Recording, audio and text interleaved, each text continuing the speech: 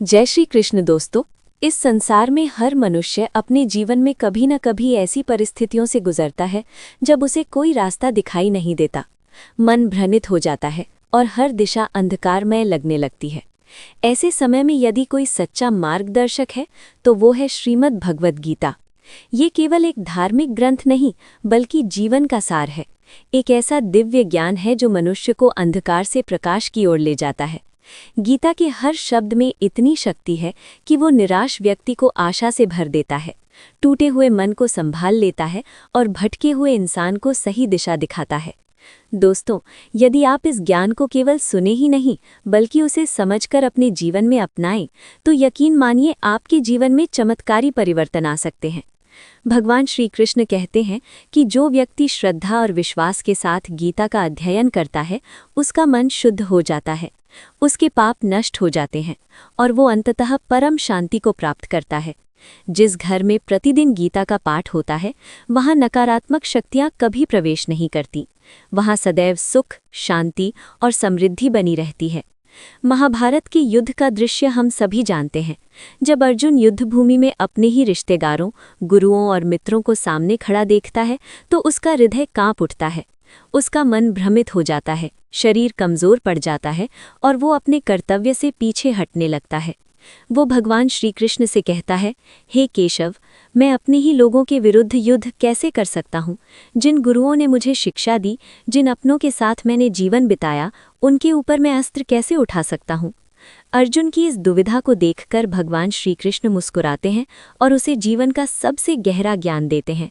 वे कहते हैं, हे अर्जुन, तुम उन बातों के लिए शोक कर रहे हो जिनके लिए शोक करना उचित नहीं है।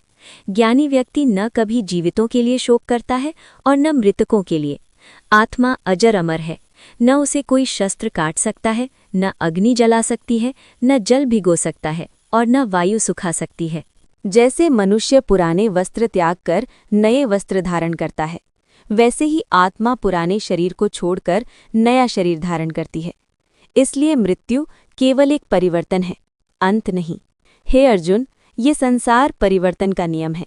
जो हुआ वो अच्छा हुआ, जो हो रहा है वो भी अच्छा ही हो रहा है और जो होगा वो भी अच्छा ही होगा। इसलिए चिंता छोड़कर अपने कर्तव्य का पालन करो। तुम्हारा अधिकार केवल कर्म करने में है, उसके फल पर नहीं। मनुष्य के दुखों का सबसे बड़ा कारण उसका मोह और आसक्ति है।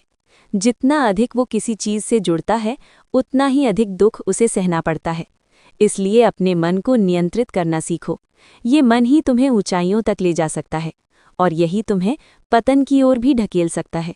जीवन में सुख दुख, लाभ हानि, जीत हार, ये सभी एक सिक्के के दो पहलू हैं। एक बुद्धिमान व्यक्ति इन सब परिस्थितियों में समान रहता है, न अधिक खुश होता है और न अधिक दुखी। भगवान श्री कृष्ण कहते हैं, क्रोध मनुष्य का सबसे बड़ा शत्रु है। क्रोध से बुद्धि नष्ट हो जाती है और व्यक्ति गलत निर्णय ले बैठता है।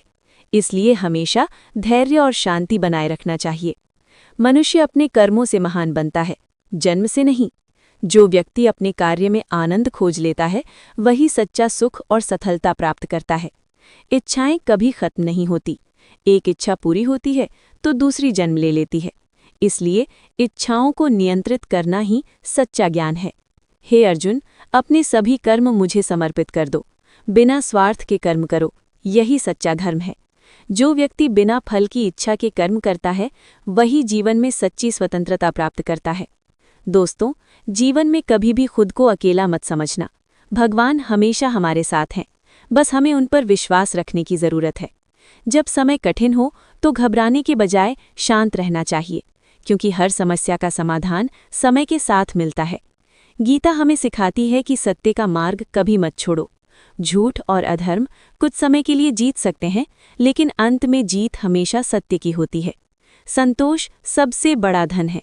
जिसके पास संतोष है वो सबसे अमीर है। जो व्यक्ति हमेशा दूसरों से तुलना करता है, वो कभी खुश नहीं रह सकता। भगवान श्री कृष्ण कहते हैं, जो व्यक्ति मुझे सच्चे मन से याद करता है, मैं उसकी रक्षा करता हूँ और उसकी हर जरूरत पूरी करता हूँ। जीवन में हमें अपने विचारों को शुद्ध रखना चाहिए, क्योंकि हमारे विचार ही हमारी कर्म बनते हैं और हमारी कर्म ही हमारा भविष्य बनाते हैं। मनुष्य को हमेशा अच्छे कर्म करने चाहिए, क्योंकि जैसा वो करेगा वैसा ही उसे फल मिलेगा। यदि वो दूसरों के लिए अच्छा करेगा तो उसके जीवन में भी अच्छाई आएगी। हमें अपने मन, वचन और कर्म तीनों को नियंत्रित रखना चाहिए। किसी को दुख देना सबसे बड़ा पाप है और किसी की मदद करना सबसे बड़ा पुण्य। जीवन बहुत अनमोल है, इसे व्यर्थ की चिंताओं में बर्बाद नहीं करना चाहिए। वर्तमान में जीना ही सच्चा सुख है। जो बीत गया उसे भूल जाओ और जो आने वाला है उसकी चिंता मत करो। दोस्तों, गीता का ज्ञान हमें ये सिखाता है कि हमें हर परिस्थिति में मजबूत बने रहना चाहिए।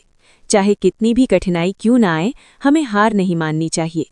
याद रखिए, समय कभी एक जैसा नहीं रहता। बुरा समय भी गुजर जाता है और अच्छा समय भी स्थायी नहीं होता। इसलिए हर परिस्थिति में संतुलन बनाए रखना ही सच्ची समझदारी है। अंत में बस यही कहना है कि इस अमूल्य ज्ञान को केवल सुनकर छोड़ मत दीजिए, बल्कि इसे अपने जीवन में उतारिए। जब आप गीता के सिद्धांतों को अपनाएंगे तो आपका जीवन बदल जाएगा।